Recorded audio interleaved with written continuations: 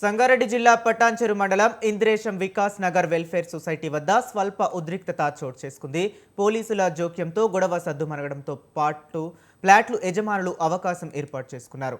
ఇంద్రేశం గ్రామ పరిధిలో 210 ఎకరాల్లో 1986 సంవత్సరంలో వికాస్ నగర్ వెల్ఫేర్ అసోసియేషన్లో 1300 మంది ఫ్లాట్లను కొనుగోలు చేశామని, అప్పటి అసోసియేషన్ సభ్యులు లోపలతో రానివ్వకుండా ఇబ్బందులకు గురిచేస్తున్నారని ఫ్లాట్ల యజమానులు ఆవేదన వ్యక్తం చేశారు.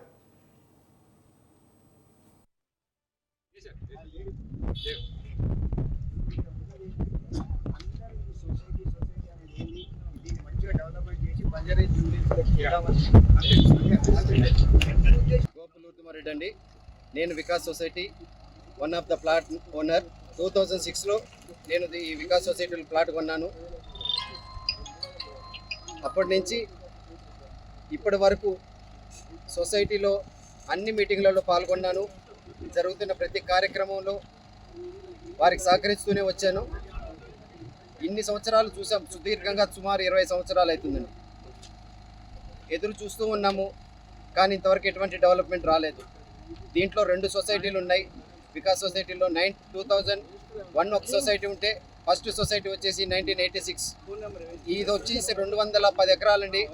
గాడ్ ఫ్రెండ్ ప్రభుదాస్ గారు వాళ్ళు కొని, రెడ్డిస్ ల్యాండ్ అండి. ఇక్కడ హనుమంత్ రెడ్డి, ఇక్కడ 5 రెడ్డిస్ ఉన్నారు పటాన్చెరు సంబంధించి.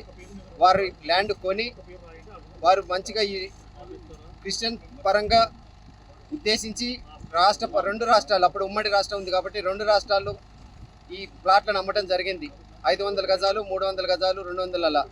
Only Christian society major interval ఉన్నప్పటికీ కూడా ఆ రోజుల్లో అందరికీ ప్లాట్ వేరే వాళ్ళని కూడా అందరిని ఇన్వాల్వ్ చేయడం జరిగింది.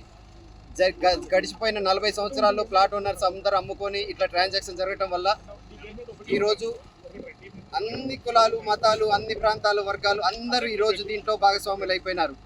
ఇది ఎటువంటి ఒక వర్గానికి సంబంధించినటువంటి ఇది కాదు. గోపులూర్తిమారెడ్డి అండి. నేను వికాస్ సొసైటీ